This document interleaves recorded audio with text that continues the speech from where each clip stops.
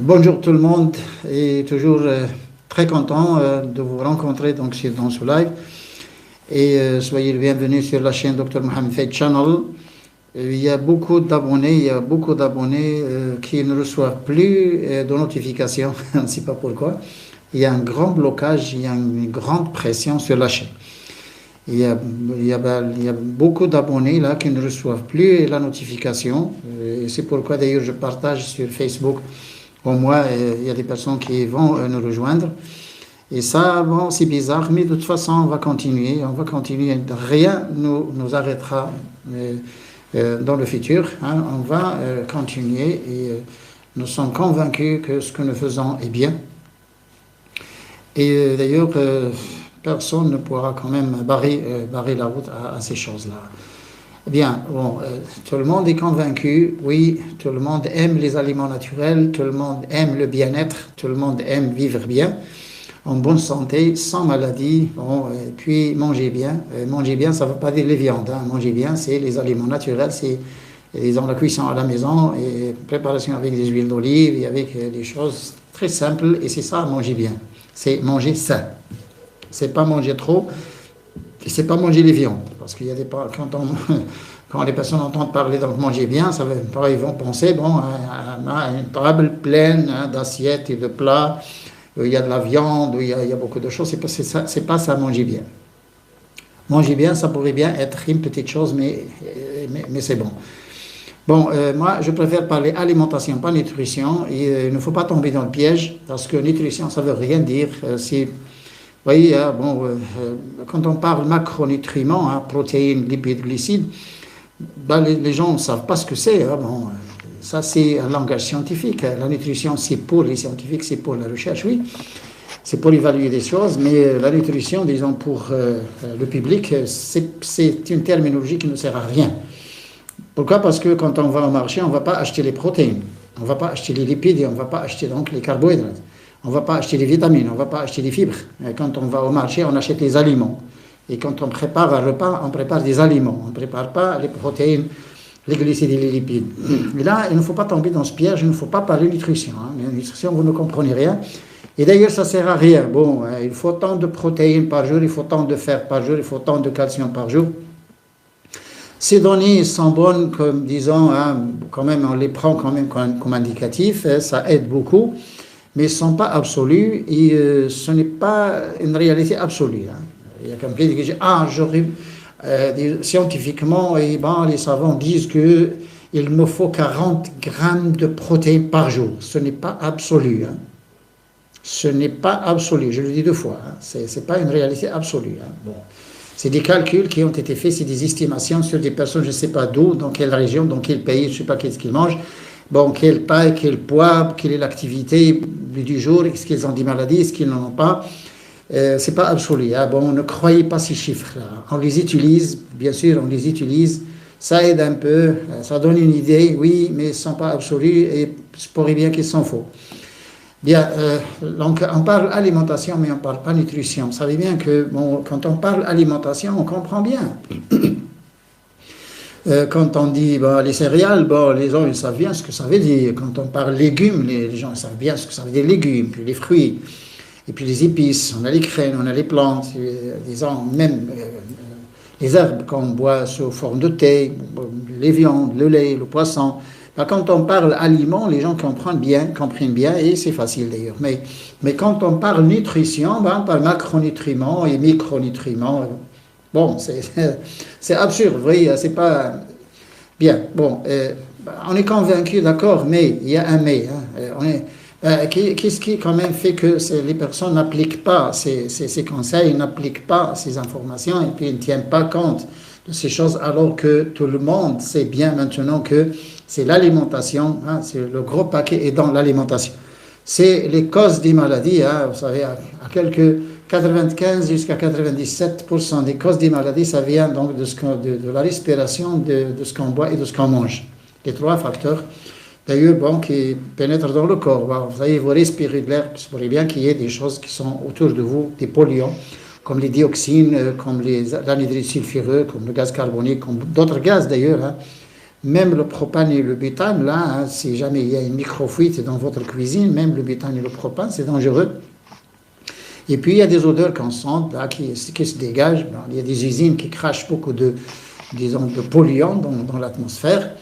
Et là, ce qu'on respire aussi, ça peut être donc une cause de maladie, des cancers, et puis l'asthme, les allergies, tout ça, et ce qu'on mange et ce qu'on boit, donc l'eau. Oui, hein, l'eau, attention, on ne parle pas beaucoup de l'eau, mais l'eau actuellement est une catastrophe, c'est une grande cause des maladies, parce que dans la plupart des pays, même quand on a un volume d'eau, comme les pays qui sont très riches en eau, même les pays qui ont des cours d'eau et tout ça, maintenant, le traitement s'avère difficile.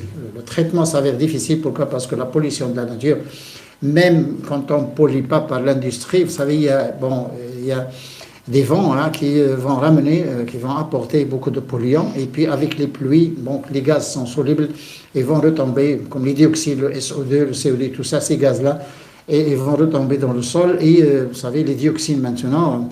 L'aliment le plus contaminé, c'est les viandes et le lait, c'est les produits d'origine animale. Et bien sûr, d'autres aliments, bon, tout au moins, les dioxines, on a moins de dioxines dans les fruits et les légumes qu'il y en a dans les viandes et le lait. Et il y en a beaucoup, surtout les vaches qui broutent donc de l'herbe, et cette herbe-là, elle est contaminée par les dioxines. Et là, c'est un problème. Bon, bref, on comprend bien maintenant, on connaît bien le problème, d'où vient le mal, on connaît bien. Tout au moins, hein, la plupart des gens. Mais il y a des gens qui ne veulent pas reconnaître, il y a des gens qui ne veulent pas reconnaître, bon, il y a les médecins à travers le monde, ils ne veulent pas reconnaître que les aliments sont les premières causes des maladies. Bon, il y a les médicaments aussi qui sont des causes de maladies. Et c'est un cancer et c'est un problème du corps. Maintenant, ils sont beaucoup de médicaments, hein, quand on abuse et quand on utilise des médicaments pendant longtemps, 10 ans, 15 ans, 20 ans, 30 ans. Il y a des gens qui avalent maintenant, qui prennent des comprimés pendant toute la vie. Hein. Bon, l'hypertension et des trucs comme ça, qu'est-ce qu'on fait? On ne fait rien. Alors que, normalement, les solutions qui se trouvent dans la nature, on n'en veut pas. On n'en veut pas, pourquoi? Parce que ce n'est pas du fric, ça ne rapporte pas de l'argent, hein, c'est du business. Et on ne veut pas, voilà, et on ne veut pas. Et toutes les personnes qui parlent un peu de ce côté-là, c'est-à-dire les choses naturelles, dans tous les pays, bah, c'est des personnes qui sont un peu coincées, qui sont pressées. Voilà. Là, il y a des petits problèmes de temps en temps.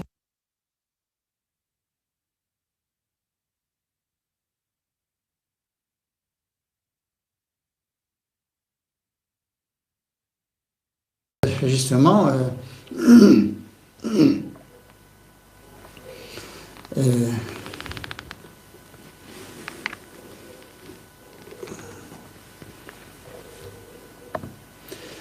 ne sais pas, le réseau est bon, la connexion est bonne et tout ça, mais il y a des problèmes techniques, bon, peu importe. Hein.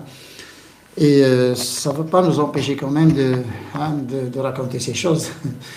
Nous sommes des enseignants-chercheurs et j'ai passé plus de la moitié de ma vie à l'université dans les laboratoires d'analyse et bon, des sciences alimentaires et nutrition et je ne peux pas me taire. Je vais continuer quand même à faire à donner ces conseils.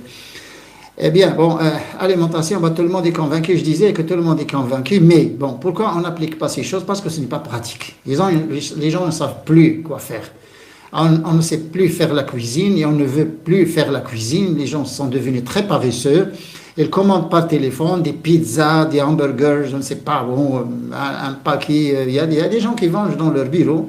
Et finalement, ils se plaignent. Bon, pourquoi j'ai des gaz? Pourquoi j'ai des inflammations? Pourquoi j'ai une lithiase dans la vésicule biliaire? Pourquoi j'ai une hypertension? Pourquoi j'ai des maladies cardiovasculaires? Pourquoi j'ai un cancer? Pourquoi j'ai ça et ça? Il mange dans son bureau, il commande des choses par téléphone qu'il ne connaît pas, hein, il avale et finalement, là, il se plaint. Oh, pourquoi moi, je suis malade. Eh bien oui, comprenez un peu comment vous vivez finalement, mais d'où ça vient. Là, les maladies ne tombent pas du ciel, les maladies viennent de ce que vous avalez, tout simplement. Bon, il faut comprendre quand même. Et ça ne nécessite pas quand même qu'on fasse un dessin, hein, ça se comprend très facilement.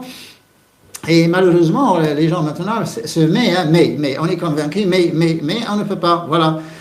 On ne peut pas faire la cuisine, enfin on ne peut plus, hein, on ne peut plus faire la cuisine, ou on ne sait plus faire la cuisine, ou on ne veut plus faire la cuisine, hein, c'est trois choses différentes.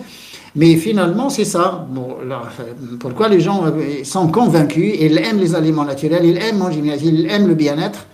Et maintenant, les gens qui vont vivre sans problème et qui vont pouvoir vivre dans l'avenir, dans le futur, Ce sont les gens qui savent vivre tout simplement, c'est-à-dire que les gens qui vont éplucher les légumes, qui vont quand même laver les fruits et qui vont préparer des repas chez eux. Voilà. Bon, les gens qui vont préparer des repas chez eux, qui savent bien faire la cuisine et qui peuvent éplucher, donc qui peuvent pétrir le pain et qui peuvent bien sûr aller dans les marchés et dans les endroits, même dans les fermes, disons, se ravitailler, chercher les choses naturelles, aussi naturelles que possible, et surtout la matière première. Bon, la matière première, c'est les céréales, c'est les légumineuses, c'est les fruits, c'est les légumes, c'est l'huile d'olive, c'est les dattes, c'est les amandes, c'est les épices, c'est les graines, c'est les plantes qu'on boit sous forme de thé et tout ça. Bon, et là, les gens qui sont capables d'aller chercher ces aliments, la matière première et préparer des repas, ce sont les gens qui vont vivre sans problème, qui vont pouvoir vivre à l'aise, qui vont pouvoir vivre sans problème et bien sûr sans maladie. Voilà. Hein. Je lâche le morceau tout de suite. Les gens maintenant qui comptent, qui ne veulent pas comprendre, et qui ne peuvent pas, bon, soit des célibataires qui ne sont pas mariés, bon, qui vivent dans un appartement 20 mètres carrés ou 25 mètres carrés, bon, un studio, bon, voilà, il achète il a un petit frigo, il a un coin cuisine là au chauffé, son café. Je parle des pays occidentaux, bien sûr. Et ça a commencé, au Maroc, ça a commencé. Il y a des jeunes maintenant qui ne font plus rien. Il y a des jeunes mariés maintenant qui font pas la cuisine, qui mangent à l'extérieur. Et là, ces personnes, attention, ils ont toutes les maladies, hein. C'est des personnes qui vivent sur l'eau conservée, qui ne font pas de cuisine, qui ne savent pas faire la cuisine, qui ne peuvent pas faire la cuisine, n'ont pas le temps pour faire la cuisine. Bon, qui sont paresseux en plus, hein. Là, ils ne dorment pas, mais bon, ils passent le temps à regarder le GSM, hein, à regarder les clips et tout ça sur le GSM, mais ils ne préparent pas une salade, une petite salade ou un potage de légumes, ou je ne sais pas, ou un riz ou quelque chose comme ça, ils ne savent pas. Et c'est ça le problème, on est convaincu, mais on ne peut pas, on ne sait pas hein, et là, il n'y a que deux choses. Bon, faites ce que vous voulez, vous êtes libres là. Bon, les gens qui, dans l'avenir, dans le futur, qui vont pouvoir aller acheter la matière première, préparer les repas, hein, qui sont capables de pétrir le pain, d'éplucher les légumes, de laver les fruits, d'organiser des choses et d'inclure les choses là, quand même. Là, parce que l'alimentation, il n'y a pas les frites, il n'y a pas que les frites et l'hamburger, bon, et les pommes. Parce que quand ils prennent des desserts, c'est une pomme, et puis on a un hamburger avec du pain blanc, et puis une bière ou une boisson gazeuse. Bon, je parle des pays occidentaux, pas des pays musulmans, mais même dans les pays musulmans, là, ils consomment de la bière. Hein.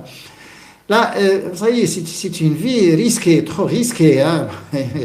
Et voilà, c'est des gens qui marchent sur une corde. Bon, on remarque souvent que les gens qui vivent cette vie, qui commandent par téléphone, qui achètent le conservé, hein, bon, quand ils veulent manger, ils sortent pour prendre un snack, ces frites, hamburgers, et puis manger debout et manger n'importe quoi. Et moi, ils ne savent même pas, disons, la qualité de l'huile avec laquelle donc, le repas est préparé. C'est des gens qui vont avoir beaucoup de problèmes, notamment des anémies. Manque de fer, de calcium et de magnésium. C'est des gens qui seront déprimés, c'est des gens qui n'auront pas de force parce qu'il y a manque de fer, c'est des gens qui ne vont pas pouvoir se concentrer et travailler intellectuellement pendant longtemps, surtout les étudiants, je parle des étudiants. Et ce sont des gens qui vont être un peu maigres, ça dépend de ce qu'ils mangent. Hein. Bon, ils peuvent avoir une obésité, mais une obésité qui est due donc à ce qu'ils mangent, c'est-à-dire des additifs alimentaires, pas due aux calories, trop de calories. Et c'est des gens qui ont des problèmes au niveau du côlon, c'est le tube digestif là qui sera foutu, c'est l'estomac, la bactérie de l'estomac, Helicobacter pylori, l'HP, qui maintenant fait ravage dans le monde. Et puis, aussi le côlon, on a beaucoup de problèmes, des inflammations, des gaz, des flatulences, beaucoup de problèmes au niveau donc, du gros intestin, même des spasmes. Hein. Et là, ces personnes-là, ils vont avoir aussi des problèmes. Les filles, surtout, ils vont avoir des pertes de cheveux. Bon, le sommeil, c'est pas un sommeil régulier. Hein. Bon, c'est quand même un sommeil avec beaucoup de problèmes.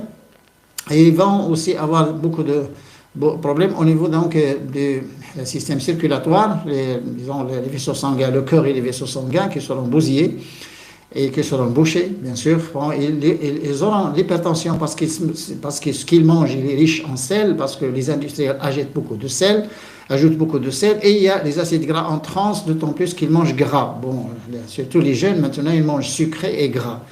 Donc, ils auront beaucoup de problèmes au niveau donc, des vaisseaux sanguins. C'est un problème que tout le monde a, une augmentation du cholestérol, un chamboulage hormonal chez les filles, un problème des hormones chez les filles. Hein. Moi, je dis, hein, bon, vous pouvez contester, je serais très heureux si vous pouvez contester ça. Les filles, maintenant, elles ont un problème d'hormones. Bien sûr, le chamboulage hormonal est obligatoire. Pourquoi? Parce qu'ils mangent moins de fibres et plus de gras saturés et de cholestérol et de sucre, surtout le sucre. Et plus les additifs alimentaires, plus les peroxydes, plus l'acrylamide, plus les mélanomides, etc. Il y a plein de choses. Parce que c'est une cuisine moderne, c'est surtout la friture. Là. Et là, c'est ça le problème. Il y a des choses qui empêchent les gens de revenir au naturel. Tout le monde aime le naturel, tout le monde veut bien, disons, manger naturel et bien et tout ça, mais voilà, c'est la situation, c'est la sociologie, c'est la société plutôt, et on vit dans une société encombrée dans le temps et dans l'espace. Les jeunes maintenant qui travaillent n'ont pas le temps, et les jeunes célibataires qui ne sont pas mariés ne savent même pas quoi acheter. Et quand on va au marché, on ne connaît pas les aliments, mais on connaît les produits conservés. On connaît les biscuits, le chocolat, les boissons gazeuses, on connaît les saucissons cuits, le fromage et tout ça, ça on connaît bien parce qu'on vit avec. Bon, et fromage plus saucisson, ces deux produits sont gras. Il y a du cholestérol, ils sont cuits, il y a les acides gras trans, ils sont cuits, bien sûr, et préparés dans des conditions très difficiles. Et on trouve des additifs parce que les saucissons, on peut aller jusqu'à 17 et même des types de saucissons, on va jusqu'à 21 additifs.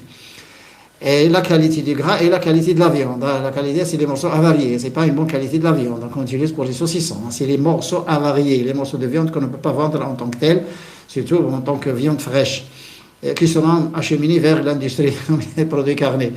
Et voilà, les personnes là qui se disent qu'ils vivent bien, ils ont ce qu'on appelle les céréales, c'est-à-dire le petit déjeuner prêt, c'est les cornflakes, les trucs comme ça, on ajoute du lait chaud et puis on prend le petit déjeuner, on mange bien, un pain au chocolat et on a bien mangé. Non monsieur, vous n'avez pas bien mangé, mais vous avez foutu votre type digestif, vous avez foutu votre santé. Et voilà, c'est là le problème, parce qu'il y a des pays, les pays asiatiques, ils ont des salades le matin, ils prennent une salade le matin, le petit déjeuner, une salade. Et oui, parce que le cru, au moins, on a les enzymes et on a les fibres, on a les antioxydants, trois bonnes choses. Là, et le problème, c'est que maintenant, on a créé une société, une ambiance, on a créé un monde là où les gens ne peuvent pas, ils sont convaincus, mais ils sont prisonniers du modernisme, ils sont prisonniers donc de l'industrie, voilà. Ils sont des otages, pas prisonniers, c'est des otages de l'industrie. C'est vrai, nous sommes tous des otages de l'industrie, de toute façon, pas moi. Moi, je sais bien éplucher mes légumes, je sais bien préparer mes herbes et tout ça. Et là, ce problème, c'est que les grands producteurs, les grandes sociétés, là, ils veulent acheminer donc les gens à vivre cette vie. À travers la télévision, à travers les publicités, ils financent trop. Ils financent trop de publicité. Là, est-ce que vous voyez à la télévision, vous avez acquis une fausse connaissance de l'alimentation. Une fausse connaissance, je dis bien, parce que ce que vous voyez à la télévision, ce n'est pas la bonne alimentation. Quand vous voyez des gâteaux, des biscuits, des barres de chocolat, des trucs comme ça, que vous voyez tout le temps, parce que la publicité est agressive maintenant. Parce qu'on on souffre, nous, dans notre association, parce que nous avons une association de protection des consommateurs, et on souffre beaucoup avec cette publicité agressive et mensongère. On a beaucoup de problèmes, et finalement, c'est des gens qui payent, là, ils ne répondent même pas. On a beaucoup de problèmes avec cette publicité. Et là, ce que vous mangez, c'est les choses que vous voyez à la publicité, ce que vous voyez à la télévision, c'est les choses que vous voyez sur des panneaux de publication à l'entrée des villes et même dans les rues et tout ça. Et puis quand vous entrez dans un supermarché, c'est ce que vous trouvez. Vous n'allez pas trouver quand même la matière première. Il y en a quand même. Il y a quelques légumes, quelques fruits dans un coin, les gens qui peuvent acheter des choses. Et quand on achète 2 carottes, une pomme de terre, une tomate, et puis on s'en va. C'est pas ça, monsieur. C'est pas ça. Il faut acheter les légumes de la saison et il faut regarder qu'est-ce qui existe d'abord dans cette saison. Et puis, il faut respecter les lois de la nature parce que chaque saison a ses légumes, ses fruits, ses plantes, ses herbes et tout ça. Ce qui pousse au printemps, il ne pousse pas en automne, pas du tout. Et vous ne trouvez jamais la mauve pendant le mois d'août. Il n'existe pas de mauve, ni l'ortie non plus, le mois d'août. Et puis, dans la porcelaine, certaines plantes-là qu'on trouve pendant le mois de juillet, pendant le mois d'août, là, on ne les trouve pas en janvier. Et puis, il y a des légumes. Maintenant, les gens, ils mangent les carottes et les navets tout le temps. Non. Les carottes et les navets, là, c'est des légumes de l'hiver. C'est fin automne, hiver. Ils peuvent aller jusqu'au début du printemps, sans problème. Mais ce ne sont pas des légumes de l'été, de toute façon. Et vous voyez surtout le couscous, là, le vendredi, là, les femmes, attention, le navet toute l'année et les carottes toute l'année. D'ailleurs, ils remarquent bien que les carottes et d'ailleurs, ils sont très mauvais, les carottes sont très mauvais donc, pendant l'été. Ça ne se mastique pas, ça ne se mâche pas et d'ailleurs, ça ne se cuit pas bien, d'ailleurs. Hein. Le quantier, puis il change de couleur et le goût, là, c'est pas un bon goût, c'est un goût fade, là, c'est pas le bon goût des carottes. Mais les carottes de la saison, c'est des carottes qui gorgent d'eau, hein, qui sont turgescentes, qui gorgent d'eau, et c'est les carottes de l'hiver. C'est les navets, c'est l'hiver, le rutabaga, c'est l'hiver. Les navets, toutes sortes, d'ailleurs. Et là, bon, la chaux-fleur, c'est l'hiver, c'est pas l'été. Bon, le céleri, c'est l'hiver. Et c'est ça le problème, c'est que les gens ils parlent nutrition, mais ils ne parlent pas alimentation. Mais parlez alimentation, finalement, parce que quand vous parlez alimentation, c'est les aliments. Au moins, vous aurez une connaissance où vous apprenez des choses. Et là, ce problème-là qui, disons, pousse les gens surtout à vivre cette vie moderne, mais bon, il ne pousse pas les gens, mais les choses, elles sont comme ça, parce qu'on nous a conduits dans une vie qui est cette vie. On nous a conduit, je dis bien, on nous a conduit à travers la publicité, à travers les choses pratiques, faciles, qui se trouvent à côté de vous. Vous ouvrez donc le paquet, vous mangez. Ah bon, c'est mieux que d'aller dans la cuisine, laver les légumes, les éplucher, les faire cuire, tout ça. Hein, ça prend du temps, il y a des personnes qui n'aiment pas. Ben, on aime la pratique. Et c'est pourquoi les industriels jouent sur la pratique et sur le goût. Il y a des gens qui deviennent maintenant, il y a une addiction. Hein, il y a des gens qui, quand ils ne mangent pas du chocolat ou des biscuits, tout ça, là, ils tombent malades. Là, je ne sais pas, ils ne se sentent pas bien. Et c'est une addiction, tout simplement. Et aussi l'utilisation de certaines choses. Quand on fait la cuisine avec les huiles raffinées, les huiles industrielles ou les huiles hydrogénées, les margarines. On fait la cuisine, ou les saints d'eau. Dans les pays occidentaux, c'est surtout les saints d'eau. Ben, il faut, je disais, il y a un mais, il faut, disons, pouvoir se détacher, il faut pouvoir se détacher de cette situation. Disons, j'ai dit bien, parce que nous sommes finalement des otages de cette industrie, mais il faut quand même essayer d'échapper, il faut essayer quand même de trouver l'exit là pour aller vers la nature et regarder les choses. Parce que des repas simples, là, ça ne prend pas beaucoup de temps. Et même quand vous préparez un repas, vous oubliez des choses, parce que psychologiquement, c'est aussi bon. Et sinon, c'est une monotonie. Il faut casser cette monotonie de la journée. La monotonie de la journée, pas de l'année. Hein. La journée, c'est, vous vous réveillez le matin, vous prenez des cornflakes avec du lait, un café, du chocolat, vous allez au travail, puis à midi, vous prenez une pizza, le soir, vous prenez... Là, c'est une monotonie. Là, vous ne faites rien, vous achetez des choses, vous avalez. Là, c'est mauvais. Mais quand vous bougez, vous allez dans votre cuisine, vous choisissez les légumes, vous épluchez, vous préparez le repas et tout ça, déjà votre esprit là, il est au repos, parce que vous ne pensez à rien. Et c'est aussi ce qui manque surtout aux femmes, parce que les femmes avant, elles avaient quand même des nerfs très froids, et ne s'énervaient pas.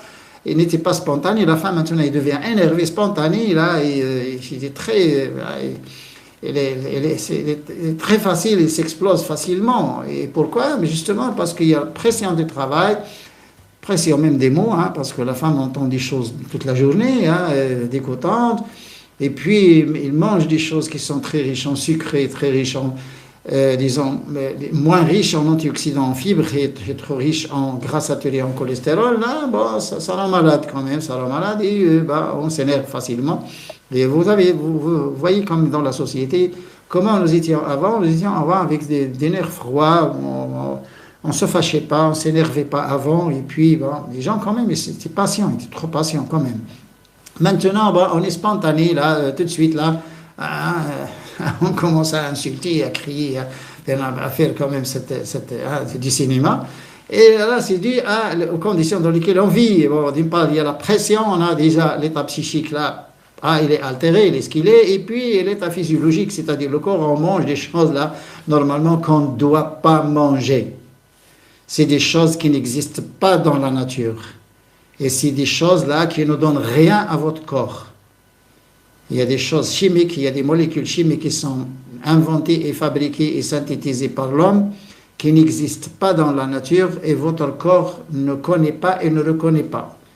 Votre corps ne connaît pas ces molécules, il n'a pas un système de détection et ne reconnaît pas, votre physiologie, vos enzymes ne reconnaissent pas ces choses-là et ne sont pas digestibles. Votre corps ne digère pas l'aspartame. Votre corps ne digère pas l'olestra, votre corps ne digère pas le monosodium glutamate, votre corps ne digère pas beaucoup d'additifs alimentaires là, qui sont ajoutés à vos aliments. Et là, c'est un malheur. Même les vitamines qu'on ajoute, c'est des vitamines industrielles, c'est des vitamines synthétiques. Donc, disons, l'acide folique qui se trouve dans la nature, c'est les tétrafolates, qui sont très absorbables, très utilisables, mais ce qu'on vous donne, c'est un ptéroïl, ce n'est pas les tétrafolates, c'est autre chose. Et la même chose pour la vitamine D que votre corps produit, ce n'est pas la vitamine D là que vous prenez, ce n'est pas la même chose.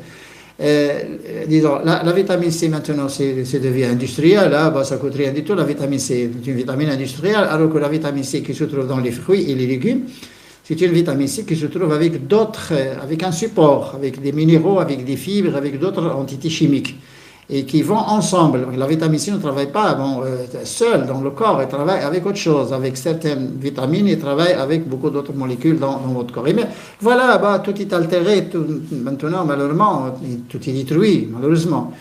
Et cette alimentation il y a des mutations, ce qu'on appelle les mutations alimentaires, on était allé de la nature vers l'industrie, c'est la zone verte, c'est la nature, et on était entré dans la zone rouge, qui est l'industrie. Maintenant, nous vivons dans une zone rouge. Là. Et c'est ça le problème, c'est qu'on est convaincu, mais bon, on ne peut pas, on ne sait pas, il y a beaucoup de choses. Et même le prix, attention, ce que vous payez en produit conservé, il coûte 50 fois plus cher que le produit que vous préparez vous-même. Il y a même l'économie aussi. Et là, vous pouvez économiser. Donc, et bien sûr, sauver votre vie, votre santé. Ce qui est important, c'est surtout la santé. Bon, il faut songer, il faut essayer, il faut penser quand même. Bon, moi, je dis bien que vous êtes libre, je ne suis pas pour vous convaincre, mais ayez l'idée au moins, ayez l'idée de changer un jour. Mais n'attendez pas quand même que vous soyez malade. N'attendez pas un cancer pour changer la vie. C'est triste, ça me pèse sur le cœur, vous voyez. N'attendez pas un cancer pour changer votre vie. N'attendez pas des maladies cardiovasculaires pour changer votre vie. N'attendez pas quand même une ménopause prématurée, une ménopause à 35 ans pour changer la vie. Votre ménopause peut être repoussée jusqu'à 62, 63 ans si vous êtes végétarienne. Mais si vous mangez, si vous vivez sur des choses là et que vous êtes stressé, en plus là, vous pouvez être ménopausé à 35 ans. Il y a beaucoup de femmes qui sont très stressées même à 32 ans. Et la ménopause, c'est une vieillisse. Vous voyez, votre vie s'éteint quand même. Là, et vous pouvez repousser votre ménopause à 63 et 65 ans. Je dis bien 63 et 65 ans. Si vous suivez le végétalisme et avec un repos, avec du sport et tout ça, bon, il y a des femmes qui ont eu des bébés à l'âge de 55 et 56 au Maroc. Je dis bien. Il y a des médecins qui ne recommandent pas quand même que la femme doit avoir un bébé à 46 et faites vite, parce que si vous êtes enceinte à 48, vous pouvez avoir un mal formé. Mais qu'est-ce que c'est que ça? Mais qu'est-ce que c'est que ça?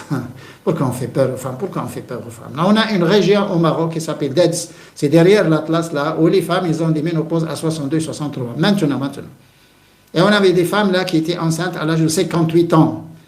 Et les Asiatiques, la femme asiatique, allez voir en Indonésie, au Thaïlande, Malaisie, Singapour, et tout, Nouvelle-Zélande, tout ça, allez voir donc les pays asiatiques. Il y a des femmes là qui sont ménopausées après 65 ans. Puis là, qu'est-ce qu'on est en train d'aller faire dans ces sciences et dans ce progrès scientifique, la médecine maintenant, il fait quoi? Mais qu'est-ce qu'il a fait? Nous vivons un malheur. Avec ce progrès scientifique, on vit un malheur, il faut le dire. Et il faut le dire, il faut continuer à le dire, il faut qu'on change cette vie parce qu'on souffre, les gens maintenant souffrent trop et on a trop souffert déjà et on va continuer à souffrir tout le temps si on reste otage de ces progrès scientifiques, otage donc de cette vie moderne. Ça va de soi, faites ce que vous voulez, où on vit simple et avec une bonne santé, morale et physique, les deux. Où on va avec la cadence et la vitesse de la vie et on est cuit. Choisissez donc la route que vous voulez. Il y a des personnes qui peuvent quand même. Il y a des personnes qui peuvent. Et on a encore quand même la campagne, on a encore la nature, il y a encore des choses maintenant. Bon, il n'y a pas un grand changement. C'est vrai qu'il y a une pollution. Il y a les pesticides, il y a les métaux lourds, des trucs comme ça, oui. Mais c'est beaucoup mieux et c'est 1000 fois mieux que les choses que vous mangez déjà prêtes et le prêt à manger. On a le prêt à porter, le prêt à manger. On a tout maintenant. On a le jetable malheureusement et ça c'est. Voilà, on est convaincu, mais essayez de continuer de compléter cette phrase. Mais on ne peut pas, malheureusement, ou il y a des choses là qui nous empêchent. Les choses qui empêchent, c'est quand même cette cadence de la vie et surtout l'ignorance. Il y a aussi l'ignorance. Il y a des gens qui ne savent pas que la vie n'est pas, cette vie que nous vivons est une vie fausse. Nous vivons une vie fausse. Hein? Et ça va de soi et c'est clair. Ce n'est pas la peine donc d'expliquer. La vraie vie, c'est la vie là où vous sentez les choses. Vous préparez vos choses et là, dans cette vie moderne, vous ne sentez rien. Vous êtes stressé, hein, vous êtes déprimé donc, par cette cadence de vie. Et là, l'état psychique, c'est le tout. C'est le tout. Si on vit triste avec un bon travail, un bon diplôme, une bonne voiture, une belle maison, et on vit triste, ça sert à quoi finalement? La vie, c'est vivre, c'est le bonheur. La vie, c'est le bonheur. Sans le bonheur, là, on est malade. Déjà, quand on vit triste et quand on est déprimé, on sort toutes les maladies. Toutes les maladies que vous pouvez imaginer. Vous pouvez les sortir, rien qu'avec l'état psychique. Même les cancers. Bien.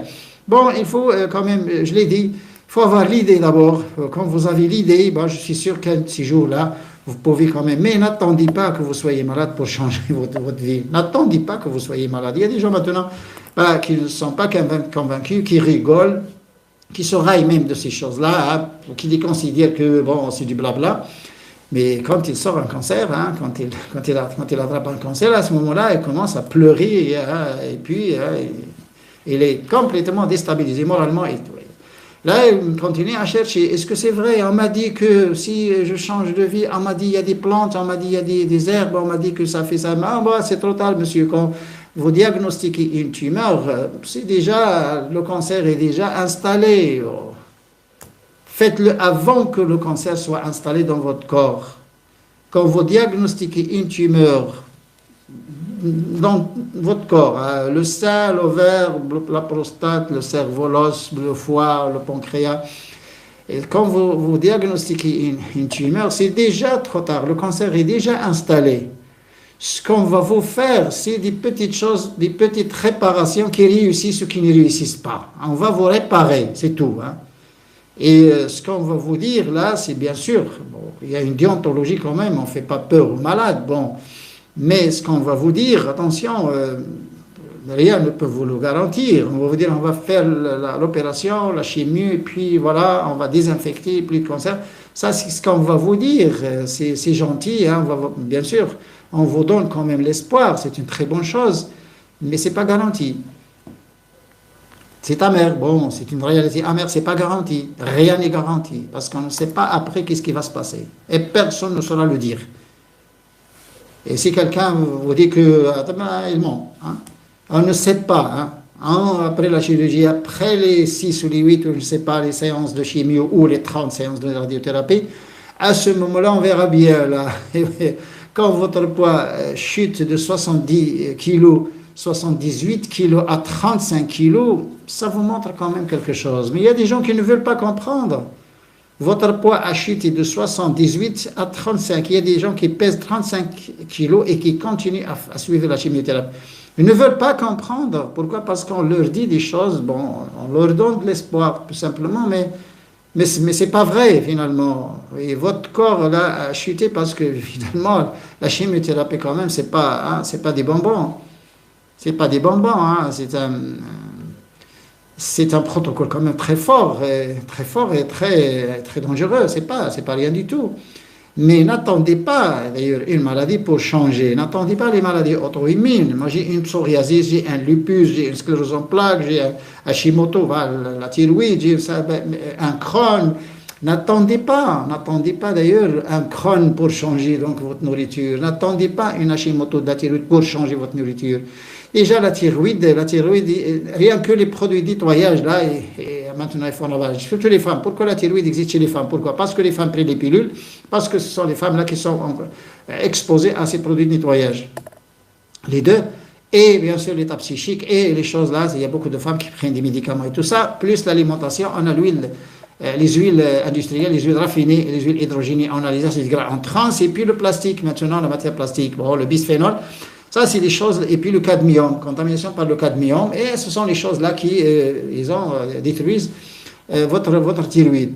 Donc n'attendez pas finalement pour, disons, finir, hein, bon, je récapitule un peu là. Bon, on est convaincu, tout le monde sait bien que l'alimentation est pour quelque chose dans les deux sens. Elle est pour quelque chose dans les maladies, constitue une mauvaise alimentation. Elle est pour quelque chose pour une bonne santé, et même, elle peut arrêter même les maladies, constitue une bonne alimentation. Voilà.